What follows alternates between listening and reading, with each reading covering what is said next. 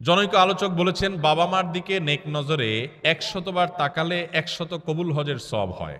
কথাটা কতটুকু সত্য জানতে চাই।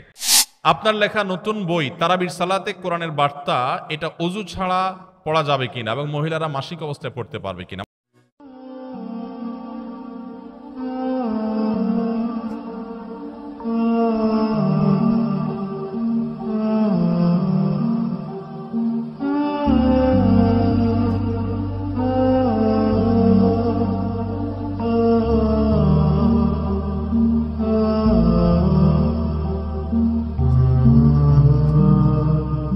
দেখুন, এটা সত্য কথা। অনেক মহিলারা আজকাল তারা স্বামীকে মানুষ মনে করে না। অনেক মহিলা আছে। আপনি যদি মুসলিম নারী হয়ে থাকেন আমার বোন, আপনার জন্য আপনার স্বামীর নির্দেশনা মানাটাকে শরীয়ত ওয়াজিব করেছে। অন্যায় কোনো কথা যদি না বলে তাহলে স্বামীর নির্দেশ মানা। যে মহিলা স্বামীকে অভিভাবক হিসাবে স্বীকার করবে না, শ্রদ্ধা করবে না, সম্মান করবে না, কথায় কথায় তর্ক করবে। অনেক মহিলা আছে পর্দা করে, বোরকা পরে, নামাজ পড়ে, কিন্তু সব করতে রাজি আছে, মাগার তর্কাতর্কি, বেয়াদবি, এগুলো এখন কমন একটা ব্যাপার হয়ে গেছে, কিয়ামতের আলামত। অনেক দিনদার, অনেক তাহাজ্জুদ গুজার মহিলা আছে, ভালো করে পর্দা করে মহিলা আছে, কিন্তু স্বামীর সাথে কথা কথা তর্ক, ঝগড়া, পাত্তা না দেওয়া, বেয়াদবি করা। দেখুন, কোন একজন আমাদের পূর্বসূরি, কোন একজন সালাফের স্ত্রী, তিনি বলেছিলেন যে আমরা আমাদের স্বামীদেরকে, রাজা বাদশাদেরকে প্রজারা যেরকম ইজ্জত করে এরকম ইজ্জত করতাম, কিন্তু আজকাল তোমাদের অবস্থা ভয়াবহ। আল্লাহ আমাদের বোনদেরকে হেদায়েত পাওয়ার তৌফিক নসিব করুন। যে ভাই এরকম সমস্যা আছেন, আমি তাকে বলবো এই বিষয়গুলোতে কোরআন যেভাবে নির্দেশ দিয়েছে সেই আলোকে দুই পরিবারের মুরব্বীদেরকে জানায়া তাদেরকে নিয়ে বসার চেষ্টা করেন, মিটমাট করার চেষ্টা করেন, কোনো আলেমের কাছে যান। আমাদের আসুন্নাহ ফাউন্ডেশনে প্রতিদিন অফিস টাইমে, শুক্রবার ছাড়া অফিস টাইমে আলেমরা বসে থাকেন ডেস্ক নিয়ে ফ্যামিলি কাউন্সেলিং এর জন্য।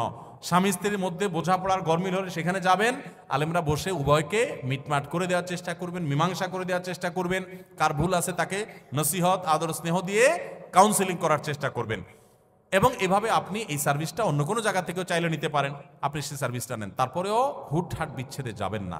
এরপরে কোনো পথ না থাকলে একাধিক আলেমের সাথে পরামর্শ করে ঠান্ডা মাথায় ভেবে চিনতে তারপরে প্রয়োজন হলে তখন বিচ্ছেদের চিন্তা করবেন। তার আগ পর্যন্ত থাকার চিন্তা করেন। আল্লাহ তাআলা এই ভাইয়ের সমস্যা দূর করে দেন, আমরা দোয়া করি। আপনি যদি সবর করেন, আল্লাহ আপনার কাছে আপনি বিনিময় লাভ করবেন। জনৈক আলোচক বলেছেন, বাবা মার দিকে নেক নজরে ১০০ বার তাকালে ১০০ কবুল হজের সওয়াব হয়। কথাটা কতটুকু সত্য জানতে চাই। বাবা মা, তাদের শ্রদ্ধা করা, তাদেরকে ভালোবাসা, এটা ইবাদত এবং নেক আমল। বাবা মাকে ভালোবাসলে আপনি সওয়াব পাবেন। হাদিসে আসছে, রিদাল রব্বির ফি রিদাল ওয়ালিদাইন ওয়া সাখাতুর রব্বি ফি সাখাতিল ওয়ালিদাইন।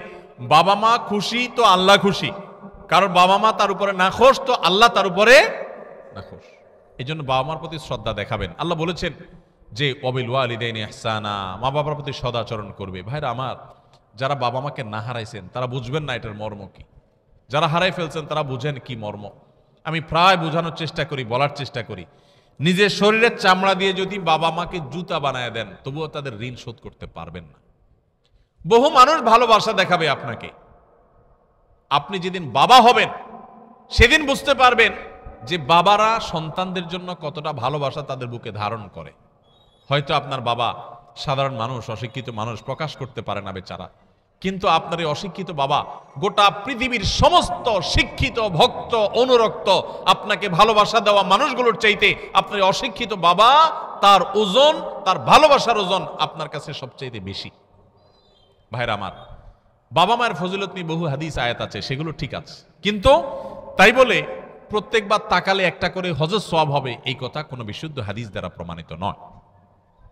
এই কথা কোনো কেউ যদি বলে থাকে যে ১০০ বার তাকালে ১০০ হজের সওয়াব পাওয়া যাবে, তাহলে এটা কোনো সহিহ বা বিশুদ্ধ হাদিস দ্বারা, কোনো আয়াত দ্বারা প্রমাণিত না। বাবা মার মর্যাদা বোঝানোর জন্য বহু আয়াত আছে, বহু হাদিস আছে, কিন্তু হাদিস এবং কোরআনের নামে, আল্লাহ রসুলের নামে আমরা এমন কোনো কথা বলবো না যেটা আসলে সেটা সেভাবে প্রমাণিত হয় নাই। বিধায় আমরা সহিহ এবং শুদ্ধটা বলবো, ভুলভাল কথা বলবো না।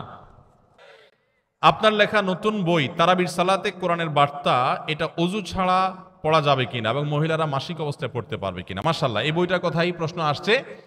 আমাদের একটা নতুন বই বেরিয়েছে। এই যে রমাদান আসছে, আপনারা জানেন রমজান মাসে আমরা যে তারাবি পড়ি, তারাবিতে আমরা এত সুন্দর তেলাওয়াত শুনি, কিন্তু আল্লাহ তেলাওয়াতে কি বলেন, কি বার্তা দেন প্রতিদিনের তারাবিতে আমরা যাই না। যদি তেলাওয়াত শোনার পাশাপাশি তেলাওয়াত শুনলেই আমরা সওয়াব পেয়ে যাব, তারপর যদি অর্থটা, আল্লাহর মর্মগুলো যদি আমরা বুঝতাম, বার্তাগুলো বুঝতাম, তাহলে আরো ভালো হতো।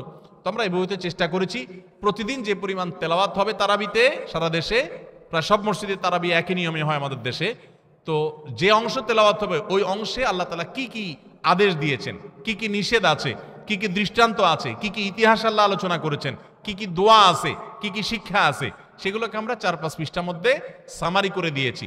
আপনি প্রতিদিন তারাবিতে যাওয়ার আগে এটা একটু পড়ে নিতে পারেন, আবার তারাবিতে আইসা যদি পারেন একটু পড়ে নিতে পারেন। ইনশাআল্লাহ মাস শেষে পুরো কোরআন সম্পর্কে একটা সাধারণ ধারণা, কমন একটু ধারণা আপনার হয়ে যাবে ইনশাআল্লাহ তাআলা। এই বইটা সেজন্য আমরা তৈরি করেছি, অনেক মেহনত করা হয়েছে এটার পিছনে আলহামদুলিল্লাহ, প্রতিটা পৃষ্ঠা মেহনত করেছি আলহামদুলিল্লাহ, যাতে বইটা উপকারে আসে।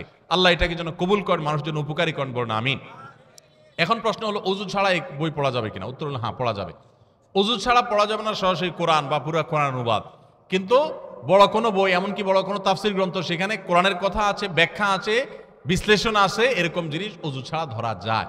এই জন্য এটা ওযু ছাড়া ধরলে কোনো অসুবিধা হবে না। এমনকি মা বোনরা মাসিক অবস্থায়, যেহেতু এখানে আমরা নির্যাস বলেছি, সার তুলে এনেছি, আয়াত কোট করেছি খুব কম, সেই জন্য এটা মা বোনরা অপবিত্র অবস্থায়ও পড়তে পারেন। অন্যান্য ধর্মীয় বই যেরকম পড়তে পারেন এটাও পড়তে পারবেন।